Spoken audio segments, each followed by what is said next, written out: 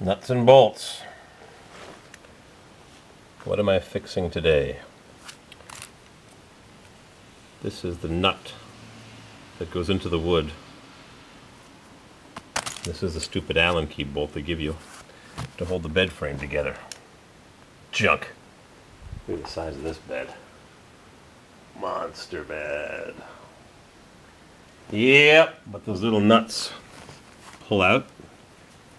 And like George Carlin would say, when you're trying to make little Vinnies and Debbies, no more squeak, squeak, squeak. Put in some monster bolts. Drilled a hole to recess the head, and then a pilot hole for the threads, and then another pilot hole deeper in. I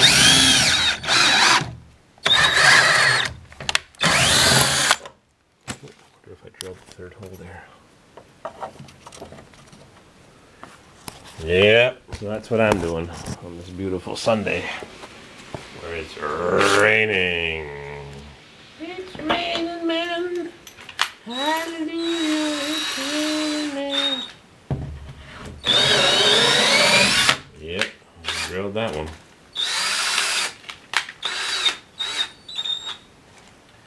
I run in this 3-inch galvanized lag bolt with a washer, recessed. Crank her down. I'm going to take my ratchet. Make sure you can see this. And it tighten. This is the way it should have been built from day one.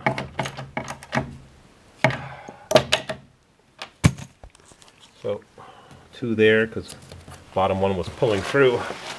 1 here on the top because these were the only ones that were holding well. Then at the headboard, I put in 1 at the top. It's my creation. Those were decent.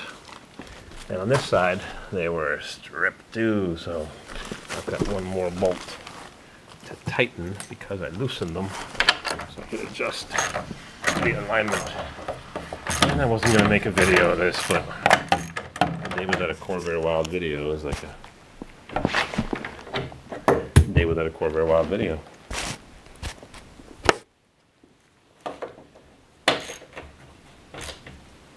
Crank her down.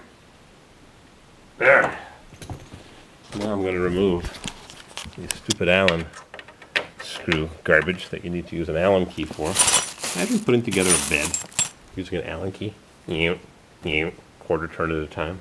It's freaking ridiculous. I'd say retarded, but that's not a fair word to use.